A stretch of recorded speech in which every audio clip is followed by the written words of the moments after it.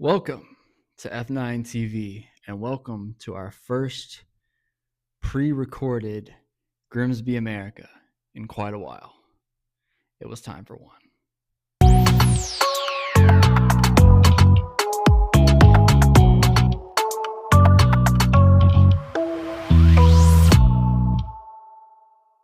All right. Now that the intro is over, let's go ahead and get into it. In case you forgot how this works, what we're going to do is we're going to talk a little bit about the ladies and how they did.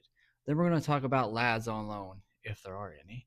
And then we're going to talk about what we've got coming up and what just happened, basically. And at the time of recording this, the Brentford game ended about roughly an hour and a half ago. So just to give you some context, we're going to talk a little bit about the past two games because they were within a 3-day span. And then we'll see what's coming up this weekend because we have what is the opposite of familiar opponent?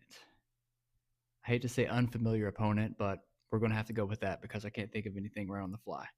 So now that you know how it works, drop me a like, drop me a comment, hit subscribe if you haven't already. It's the only thing I need to do to get monetized is to have more subscribers, so I definitely appreciate it. And let's go ahead and get into today's Grimsby America.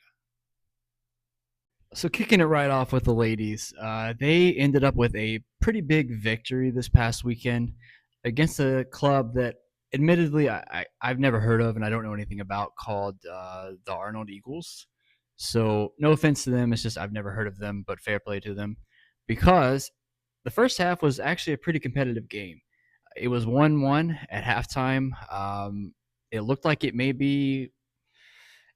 I don't know. I mean, honestly, they used to. At least for this game, I didn't see any highlights posted, so I was a little bit bummed out about that because sometimes they at least show us the goals that were scored, even though it's not the best view in the world, but it's still something to give the ladies some exposure. So I was a little bummed out that I didn't see any highlights from the game. But it did look like it was pretty competitive in the first half. But then in the second half, the ladies just completely took the game over and scored 4 goals in the second half to end up with a 5-1 victory over Arnold Eagles. And just to read things off of here a little bit, it looked like we had goals from Liv Kershaw, Eden Peterson, Alicia Davis, Beth, of course, and forgive me if I'm saying her last name wrong, but is it Demi Barai? Barai, is that how you say the last name? Somebody let me know in the comments so I'm pronouncing it correctly. But nice victory. And of course, with the men's game not having a league game this weekend, that means the ladies are going to be at Blundell Park this Sunday, and they're going to be taking on Notts County. Specifically, it says Notts County Devs. So I can assume that maybe means the developmental squad, but I'm not 100% sure what exactly the devs part means. So let me know in the comments if you're more aware of what that is than myself, because Notts County seems like a decent test. But either way, if obviously I would love to be there if I was in town. Does not have a time listed. They never do that either, which I wish they would do more of. But hey, keep the pressure on in the comments. If you follow them, give them a follow if you don't already, but keep the pressure on them. Keep telling them we want to see the games, because I can't think of a better way that I'd want to spend Sunday morning than relaxing and watching the girls play. So yeah, keep commenting on their posts. I see some people doing it. Let's put some pressure on them, get the ladies. Even if it's not the live game, at least keep giving us highlights or something. We got to support the ladies from what we can. So that is what's going on with the women. Let's go ahead and get into our lads on loan section. So going into lads on loan, we do have one lad on loan, and that, of course, is Seb, and who is on loan. Since the last time we talked, I think it was initially just a 1-month loan, but it was extended to January at Grimsby Borough. And he started the game on Saturday, in which he kept a clean sheet. So he's got that. I mean, of course, I don't know anything about the performance he had or how many saves he had, but a clean sheet's a clean sheet. And then at the time of this recording, their game tonight finished not too long ago. I believe about 2 hours ago. And 2 goals were given up in the first half, but they did manage to get one of those back and ended up in a 2-1 defeat. I don't know how many of those 2 goals were on Seb or on the defenders, but a clean sheet and a 2 goal half. Take the good with the bad, and still got that clean sheet to show for it. So that's what's going on with Seb, and let's go ahead and get into the men's team.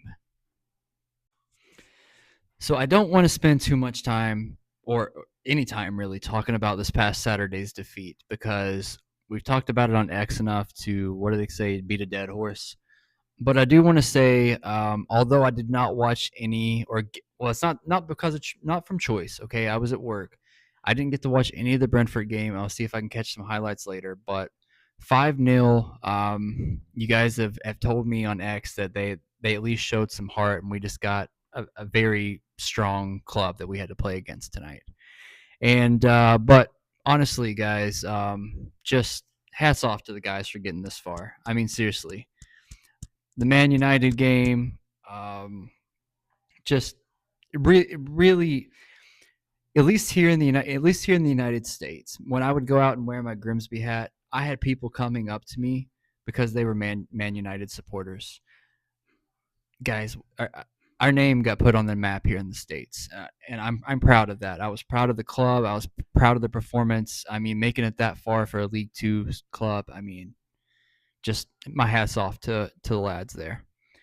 But looking ahead to this Saturday's game, which is what I'm mainly going to talk about here, we've got a first round FA Cup game. Sorry, there's so many freaking cups. I forget what the names of them are half the time. But we've got is it Ebbsfleet United? I don't know if I'm saying that correctly or not. Which, initially when I saw it, I'm thinking, all right, cool. If Brentford goes bad, this is going to be a game to maybe get our confidence back, or at least back up a little bit, right?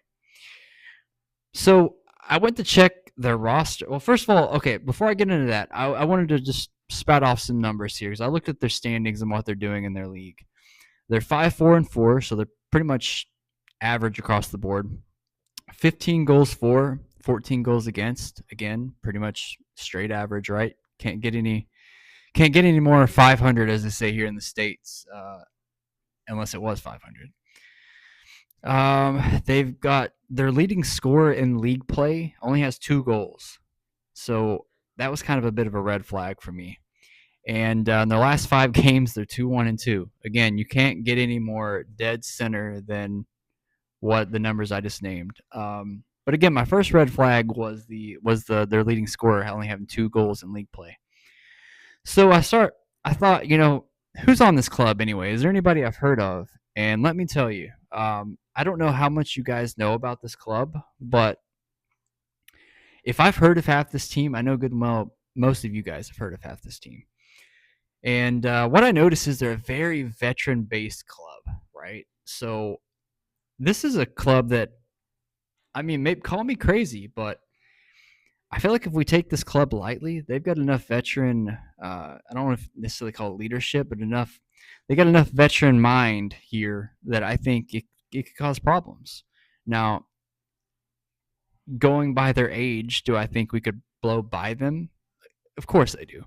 But what I'm saying is, I don't think this is a game that initially I thought was going to be just a throwaway game. I think this is going to be a game that we actually have to take a little bit seriously. Let's don't pull a Man United and not take it serious, right, is what I'm trying to say. So a couple of notes here I wanted to read off about Ebbsfleet. And again, sorry if I'm saying that wrong. So with goalkeepers, we're going to see one of Mark Cousins or Gio Bellingambi. Now, Mark Cousins is 38 years old. He's got experience pretty much across all levels in English football, other than the Premier League. He's played in the Championship, League One, League Two, National League, so on and so on. And one of the things that if you know, I normally hate talking about games that go beyond League Two play, just because I never know what to expect in cup games. I don't know if clubs are going to take it serious. I don't know if clubs are going to have heavy rotation. I don't know if we're going to have heavy rotation. So it's hard to predict, I think. But if they go with their typical lineup, we're going to see Mark Cousins in goal. But there's also a chance that we could see a young player by the name of Gio Belligambi take the net, who has a Uganda cap, by the way. He is technically a national team player, and I know of him quite well. And if you've watched any of my prediction videos, I believe it was. I can't remember if I spoke about it at the end of last year or at the beginning of this year, but I mentioned Belligambi by name, and about how I think he's got a lot of potential. So selfishly, I kind of hope that we get to see him in the net, so I can see how he is as a goalkeeper, because uh, it'll make me look smart. But some other names on here, they've got right back. They've got Charlie Seaman, and you may recognize him as well. He's got League One, League Two experience, and he actually played in the Scottish Championship too. Can't remember who, maybe for Dundee. Somebody can fact check me on that. We've got Ben Coker. Again, tons of League One, League Two experience, 36 years old. We've got Hesse returns. Hesse's going to be returning. Actually, now that I think about it, I don't know if this game is at Blundell Park or not. Sorry to delay the video. Let me see if I can find out where exactly this game is being played at, because I should have checked that before I got in here. And actually, the preview doesn't even tell me where it is. But if it's at Blundell Park, we've got Hesse return and Jake return into Blundell Park, so that'd be kind of interesting. Some other players we've got here. We've got Max Emmer. I'm not sure if I'm saying that correctly, but I recognize his name. Again, former QPR guy, which is where I recognize him from. League One and League Two experience. Who else do we got? Is it Kwesi Apaya? Former Crystal Palace guy, 35 years old now, but he had nearly 30 goals last year. I don't know if he was, I think at the time he was in the National League. I don't know if he was the Golden Boot winner or not, but, and he's actually got international goals when he played for Ghana. So, again, a lot of experience on this club. I was actually surprised by how much experience is on this club. And just a couple of more names that you may have heard of that caught my eye. Let's see what we got here. We got George Moncur, who's a former West Ham guy, by the way. We've got, who else do we have on here? Dominic Samuel,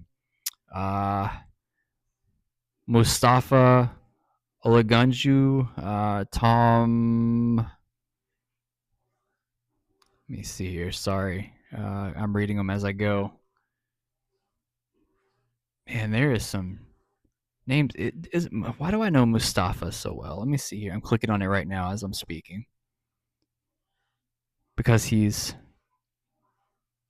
I believe he's Nigerian. Yeah, he's Nigerian. No wonder I knew him. Who did he play for? Huddersfield. Okay, yeah.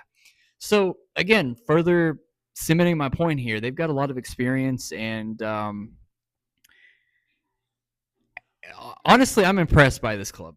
And I'm surprised that they're so average in terms of league play, but it's someone that I think we definitely need to take serious. So, all that said, I don't want to ramble too long here. I think Town is going to handle business. I think our speed is going to be showing a lot in this game, especially with the aging defenders that they have.